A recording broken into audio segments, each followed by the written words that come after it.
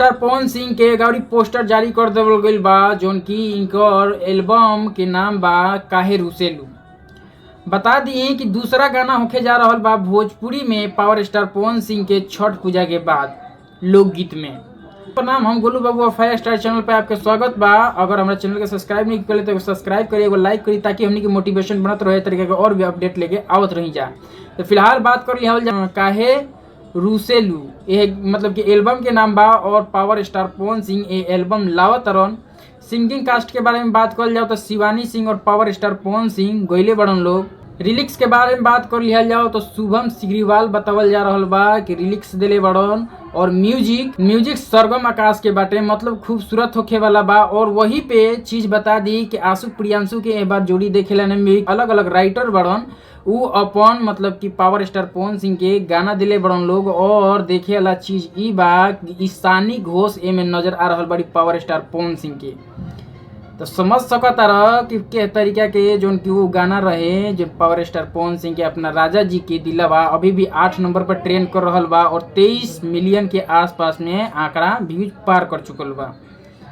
वही power star फिर से जलवा दिखाने के लिए और खेसारी लाल के जितने भी गाना ट्रेंड कर रहे हैं उनको ब्रेक लगाने के लिए फिर से जलवा लेके आ रहे हैं। अपना जलवा दिखाने के लिए पावर स्टार पवन सिंह ये गाना ला रहे हैं और देसी अंदाज में ये गाना होने वाला है।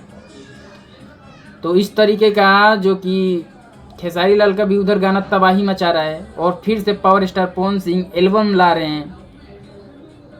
बता दी कि DRS म्यूजिक पे इस गाने को रिलीज किया जाएगा। जे तरीके का टाइटल बा समझे वाला बा, पति पत्नी के बीच वाला नोक झोंक वाला गाना होखे के बा। और यह तरीका के गाना पावर स्टार पवन सिंह के जब आवला तो कहीं ना कहीं एगो अलग लेवल पर और अलग तरीके से एकरा ट्रेंडिंग सेक्शन में जाए में टाइम नहीं लगला, क्योंकि पावर स्टार पवन सिंह कुछ अलग करने के बारे में ही जाने जाते हैं और हर बार इनका कॉन्सेप्ट जो होता है वो अलग ही होता है। और अलग इस तरीके से जो कॉन्सेप्ट लाते हैं कुछ नया ही लाते हैं।